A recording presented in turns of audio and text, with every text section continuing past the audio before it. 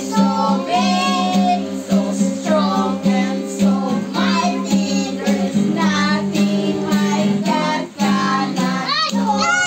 Okay. Kung sa galito isa, God is good to me. God is good to me. He holds my hand and lets me stand. God is good to me. Come on, sige. God is good to me. God is good to me. He holds my hand and lets me stand. God is good to me. Okay.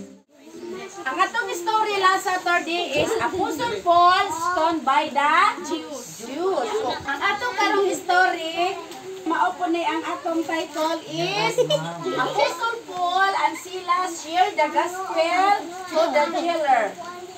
Sa kaya title sa atong story karon, Apostle Paul and Silas share the gospel to the jailer. Makita sa Acts chapter 16 verse 16 to 40. Mauna siya ang ato ang story karon nga atong ipahitabo tungod kay sumpay-sumpay aron dili mo mawala sa istorya sa iyang kinabuhi. Bago siya nagbago sa iyang kinabuhi, sa ganito kinabuhi ni Apostle Paul, Nagwalay sa puso mo.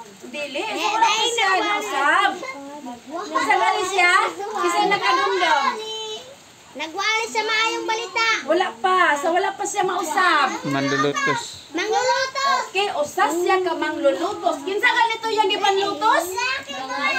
Mga lalaki o babae nga mga totoo mga Kristohanon. Iya ang pandakon, iya ang ibang kulong. Karon ang ato ang story sumpay. Nausap na si Apostol Pablo, giusap siya sa Ginoo. Sa unsang paagi galito siya ngano nausap?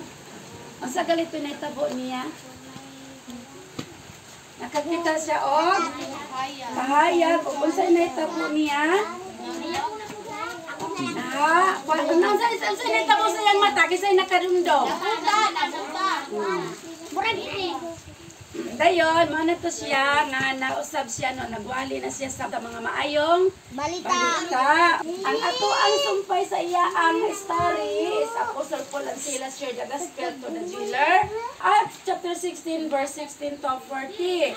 Umansod akong linog nga nag-abli sa mga pultahan sa bilangguan ang magbalantay sa prisuhan na balakaw hapit na unta magpakamatay. Apan giignan siya ni Pablo nga buhi pa silang tanan. Gitugutan niya sila nga mosulod sa iyang balay ug dito siya ug ang iyang pamilya mipaminaw sa pulong sa Ginoo ug nabautismuhan. Pagkabuntag, ang mga opisyal sa siyudad mipadala og subok nga buhian na si Pablo ug Silas.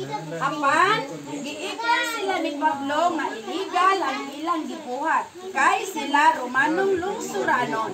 Nahadlok ang mga opisyal o personal silang nangayo o pasaylo. Humani ini si Pablo o Silas mibisita sa balay ni Lydia. Nagdasig sa mga magtutuo o mipadayon sa ilang misyon. Sige sa gali ang karakter sa atong story. Si Paul. Kinsa pa? Si Silas. Okay, kinsa gali? Paul o si Silas. Okay, si Paul o si Silas. Unsa gali to'y nahitabo? Linog. Unsa gali nahitabo? Dakong linog. Unsa gali to'y nahitabo mga kuya? Dakong linaw. O dakong linog.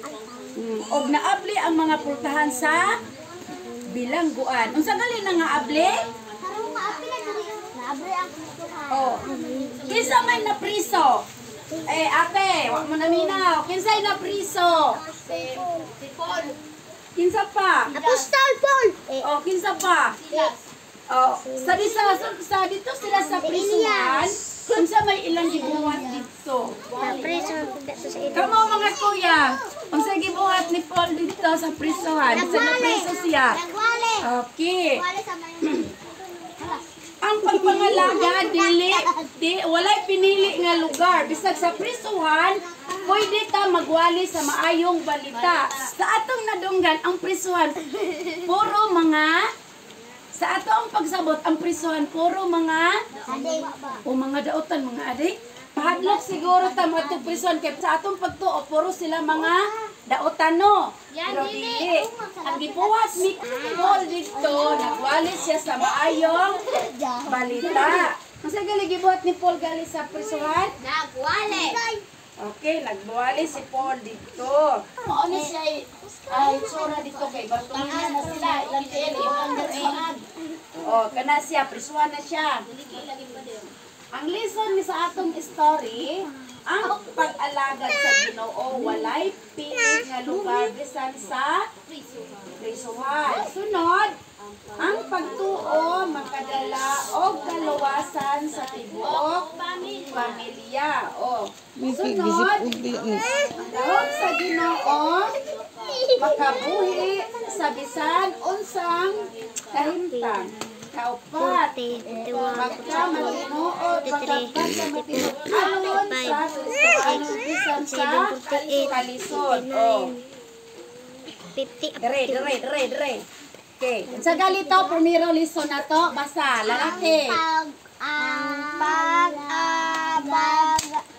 Ang pag-alagad sa Ginoo walay pili nga lugar bisan sa prisuhan. Oh, mauna siya nga bisan pag-asa ta paingon, pwede ta wali sa maayong balita.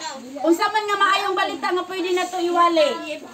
Unsay bot pasabot sa Ginoo nga maayong balita? Unsa man na siya? Pulong sa Ginoo. Mao na siya ang maayong balita. Okay, ikaduha. Basa, sunod. Sige, tanan. Tanaw. Okay, basa. Ang makadala og kaluwasan sa tibuok pamilya. Tinuod ni dili. Kung magtuo ta og magsalita nga si Jesus Christ, isa ka lang tuhan? Si Jesus Christ nagpakamatay sa tungod. Tungod, unsa galita? Tungod sa atong mga sala. Okay. Tungod sa atong mga sala nagpakamatay si Jesus Christ. Gilubong ang ang pagtuo maka dala og kaluwasan sa tibuok pamilya. Ilabi na gyud kung kita tanan nagatuo og nagasalig, labi nagatuo ta nga si Jesus Christ nagpakamatay tungod sa atong mga sala. Labi na kayong malipayon kung tibuok pamilya noy, mapapa, imong mama, kita tanan. O intirong ni prisuhan giwalihan niya maka mga luwas sila og makasaka sila sa langit. Okay, dili lang kay kita hasta mga tibuok prisuhan basta motuo lang sila nga naa si Jesus Christ. Buhat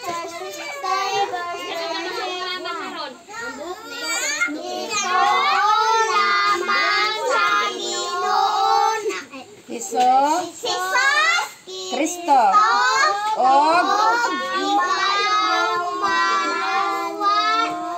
og ang imong panimalay. Ang cute ng bata, oh. Mahimbing ang kanyang tulog. Ang cute. Dahil ang panahon ngayon ay maulan. At 2 weeks pa pala ito, sabi ni Miriam. Ang cute, oh.